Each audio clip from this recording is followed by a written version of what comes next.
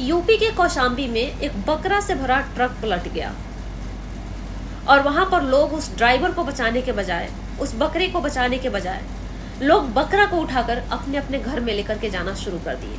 इससे पहले भी तिरुपति बालाजी में घी का टैंकर पलट गया था। वहां भी उस ड्राइवर को बचाने के बजाय अपने अपने घर से डब्बा लेकर के निकल गए थे घी को उठाने के लिए, अपने घर लेके आने के लिए। और सेम घटना भी यूपी के कौशाम्बी में हुआ है।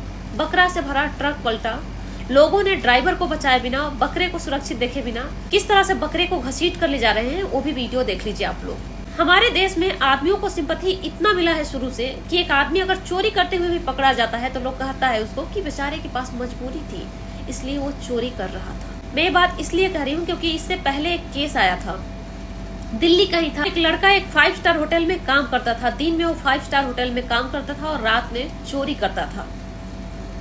और उसकी जब खबरें आई थी तो मैं उसके नीचे कमेंट को देख रही थी कि लोग किस तरह से कमेंट कर रहे हैं। तो लोग कह रहे हैं मजबूरी होगी बेचारे की, खर्चा नहीं चल रहा होगा इसलिए वो चोरी कर रहा था। मतलब चोरी करने को भी जस्टिफाई किया जाता है। आदमी अगर चोरी भी करता है तो लोग उसको जस्टिफाई करते हैं। उसके बाद बंगाल से एक सेक्स वर्कर की खबरें आई थी। औरत बता रही थी कि मेरा पति मुझे ला करके यहाँ पे बिठाया है।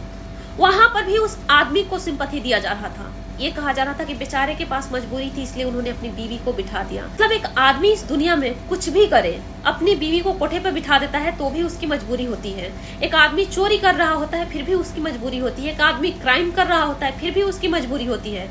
एक आदमी एडमिनिस्ट्रेशन के अंदर बैठकर करप्शन कर रहा होता है फिर भी उसकी मजबूरी होती है। और एक आदमी कोई एक्सीडेंट होता है वहां पर बचाने के बजाय वहां लूटना शुरू कर देता है तो भी उसकी मजबूरी होती है। लेकिन अगर उसी जगह पे कोई औरत इस तरह के काम करते हुए नजर आ जाए तो 1 मिनट टाइम नहीं लगेगा, वही आदमी आकर के ज्ञान देना शुरू कर देंगे। तुम मेहनत करके भी तो कमा सकती थी, तुम ये भी तो कर सकती थी, तुम वो भी तो कर सकती थी। मुझे पता है कि इस तरह से भूमिका बांधने का कोई फायदा नहीं है क्योंकि लोग सुधरने वाले नहीं है। हमारा देश गरीबी की वजह से परेशान नहीं है बल्कि लोगों के आदत के मजबूर होने की वजह से परेशान है। वरना ऐसी घटनाएं देखने को नहीं मिलती। क्या इन लोगों ने सोचा था पहले से कि यहाँ बकरा का ट्रक आएगा और ये ट्रक पलट जाएगा, उसके बाद मैं इस बकरा को उठा करके घर ले जाऊंगा जिससे हमारा काम चले? क्या ये बकरा अगर नहीं मिलता तो इन लोगों का घर नहीं चलता?